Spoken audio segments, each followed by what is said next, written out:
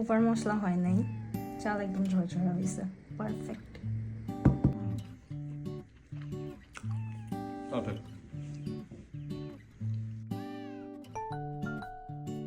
আসসালামু আলাইকুম, আমি আজ শেয়ার করছি মাটন কাচির রেসিপি। আমি সাধারণত ভয়েস দিই না, কিন্তু যেহেতু কাচির রেসিপিটি বেশ ট্রিকি, তাই ভাবলাম স্টেপ বাই স্টেপ বুঝিয়ে দেওয়ার জন্য ভয়েস দেওয়াটা নেসেসারি। এই ক্ষেত্রে আমি 1.5 কেজি রাইসের জন্য প্রায় 3 কেজি মাটন নিয়েছি। আর আদা রসুন বাটার ক্ষেত্রে প্রতি কেজিতে 2 টেবিল চামচ হিসেবে, তাই এক্ষেত্রে যেহেতু 3 কেজি মাংস, প্রায় 6 টেবিল চামচ আদা বাটা এবং 6 টেবিল চামচ রসুন বাটা যাবে।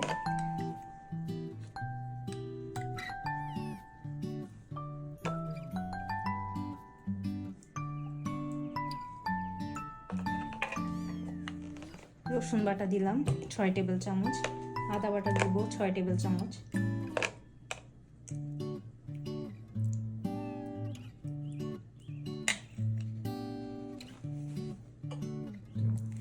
কাশ্মীরি রেড চিলি পাউডার দেব 3 টেবিল চামচ।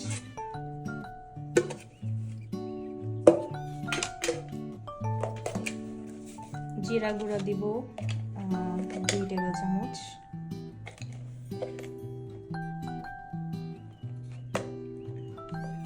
একটা হোল দারচিনি, গোটা জিরা দিব।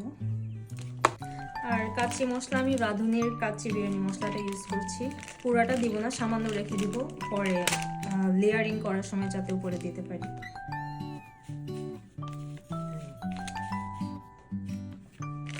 এতটুকু পরিমাণ রেখে দিলাম।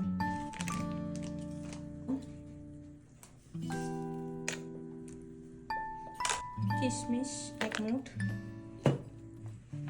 গোলাপ জল দিব 1/4 কাপ পরিমাণ,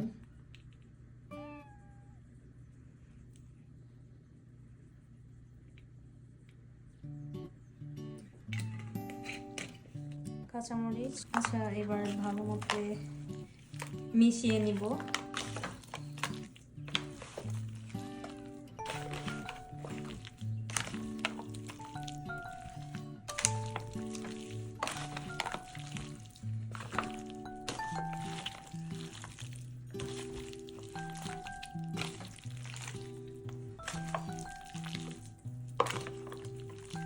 কাচ্চিতে যেহেতু মাংস আগে রান্না করা হয় না, কাঁচা মাংসটাই দমে দিয়ে করা হয়, তাই ইনশিওর করতে হবে প্রত্যেকটা মাংস যাতে ভালো মতো মশলা দিয়ে মাখানো হয়।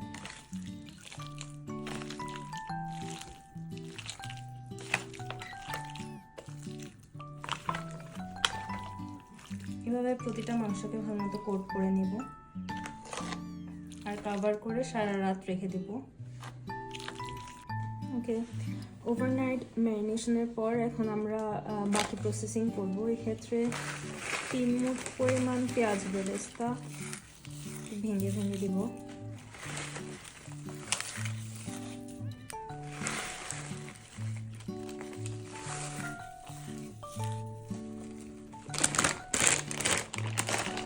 এরপর দিব কিছু কাজু বাদাম,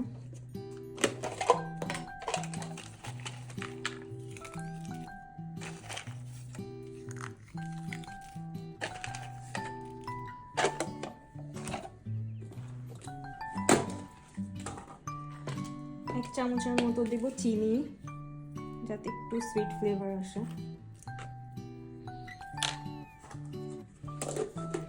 অর্ধেকটা লেবুর রস দিব।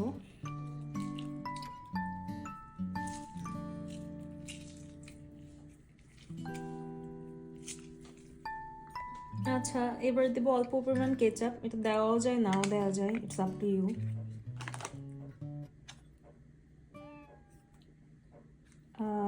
এবার দেব প্রায় 2 কাপের মতো সয়াবিন তেল, আধা কাপের মতো রেখে দেব পরে কোটিং করার জন্য। এরপর আবার মাংসটাকে ভালো মতো মেখে নেব।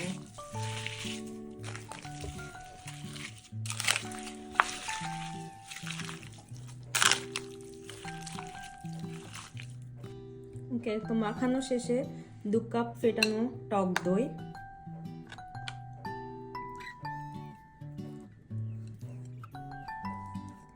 টক দই দেওয়ার পর এটাকে ওভার মিক্স করা যাবে না, জাস্ট কোটিং করে দেবো। জাস্ট এইভাবে করে আলতো আলতো করে মেখে দেবো।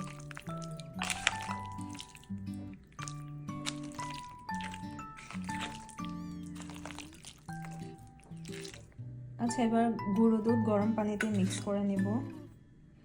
লিকুইড দুধ ইউজ না করে গুঁড়ো দুধ ইউজ করাটা বেটার, কারণ এটা একটু ক্রিমি বেশি হয়।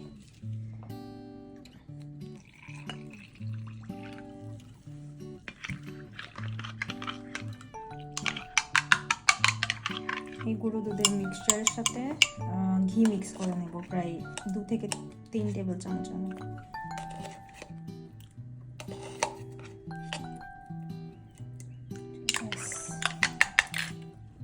আচ্ছা, এবার আরও কিছুটা কাঁচামরিচ, পেঁয়াজ বেরেস্তা, কিছুটা কিশমিশ,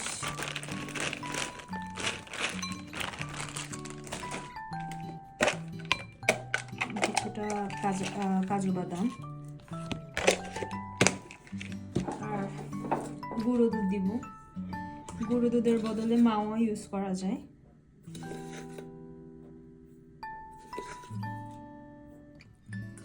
আচ্ছা, এবার এতে বাকি অর্ধেকটুকু বিরিয়ানি মশলা দিয়ে দিব।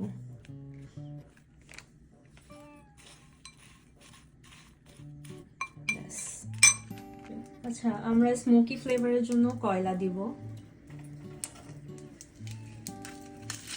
আচ্ছা, এবার আমরা জ্বলন্ত কয়লার উপর সামান্য তেল দিয়ে দিব, তারপর ঢেকে দিব যাতে স্মোকটা ইনফিউজ হয় মাংসে।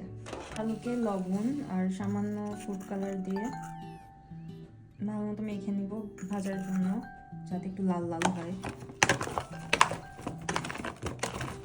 এবার আলুগুলো লাল লাল করে ভেজে নিব।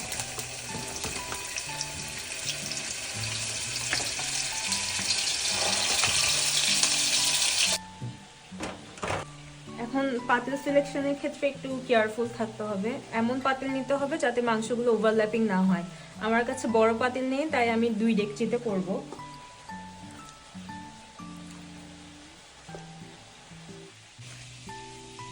আচ্ছা, এবার আমি মাংসগুলোকে 2টা ডেকচিতে ইভেনলি স্প্রেড করে নিব, যাতে ওভারল্যাপিং না হয়। যদি ওভারল্যাপিং হয় তাহলে মাংস ভালো মতো সেদ্ধ হবে না।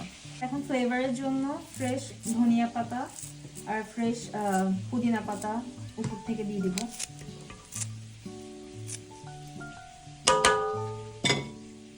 পুদিনা পাতা,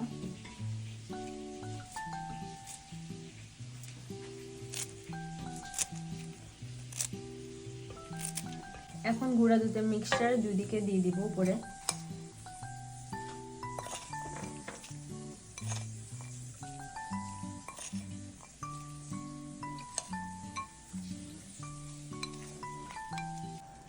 এবার ভাজা আলুগুলো উপরে দিয়ে দিব মাংসের উপর।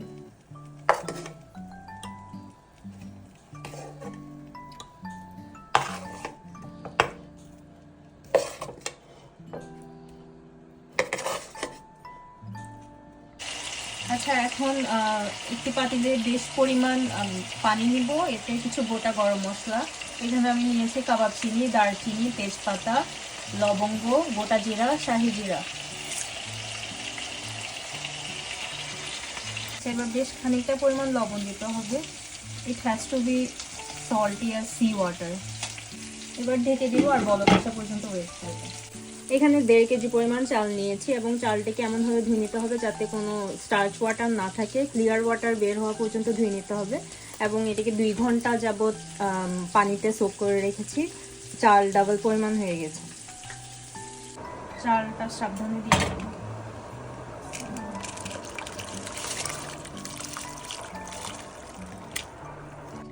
এখন গোটা জিরা বাদে বাকি গোটা মশলাগুলো তুলে ফেলবো। চাল সেদ্ধ গরম কিছুটা পানি মাংসের উপর দিয়ে দেব।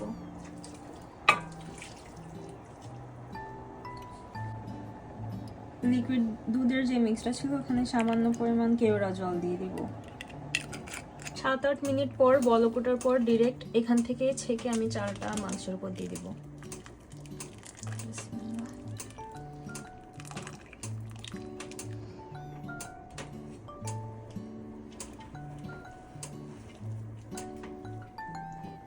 এখন আমি দুটো ডেকচিতে চালগুলো ইভেনলি মাংসের উপর ছড়িয়ে দিব, আর ইনশিওর করবো যাতে কিছুটা স্পেস থাকে ডেকচিতে, আদারওয়াইজ এয়ার সার্কুলেট হতে পারবে না, তাহলে বিরিয়ানিটা ভালো মতো হবে না।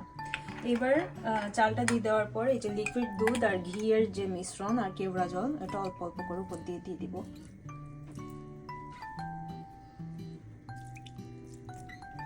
একটু জাফরান দিলে ভালো হয়, আমার কাছে নেই তাই দিতে পারছি না।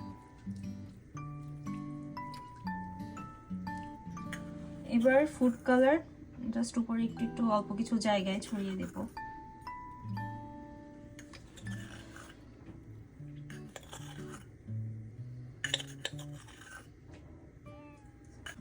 এবার ফয়েল দিয়ে ভালো মতো ডাবল র্যাপ করে দেবো যাতে কোনো বাতাস না ঢুকে।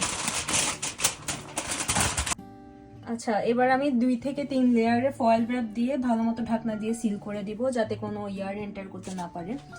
এরপর টেম্পারেচারের ব্যাপারটা বলে দিই। এক্ষেত্রে আমার যেহেতু কোনো তাওয়া বা হেভি কোনো মেটালের কোনো তাওয়া নেই, তাই আমি প্রথম 10 মিনিট হাই হিটে রাখবো। 10 মিনিট পর বাকি 50 মিনিট একদম লো হিটে করব। 10 মিনিট হাই হিটে রাখার পর এবার টেম্পারেচারটি একদম লো হিটে করে দিব। লো হিটে 50 মিনিট রাখবো, এই সময় ঢাকনা উঠানো যাবে না। 50 মিনিট পর আমরা চুলা টার্ন অফ করে দেব, কিন্তু ঢাকনা এখন খুলবো না, আরো 10 থেকে 20 মিনিট চুলার উপর রেখে দেব। আচ্ছা, নাও দ্য মোমেন্ট অফ ট্রুথ। বিসমিল্লাহ।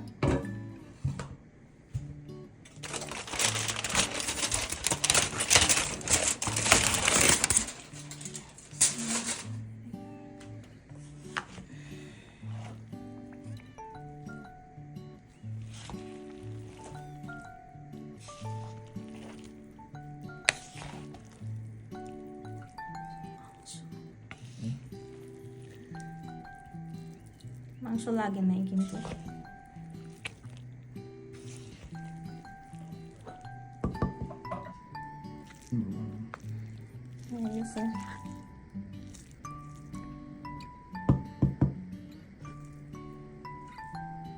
চাল একদম ঝরঝরে হয়েছে।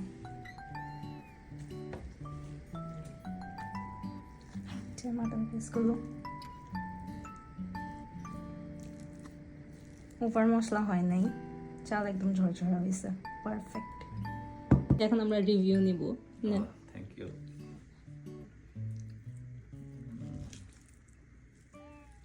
মাংস সেদ্ধ হয়েছে? হয়েছে।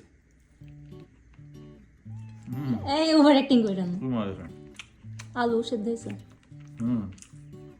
পারফেক্ট। লবণ? পারফেক্ট।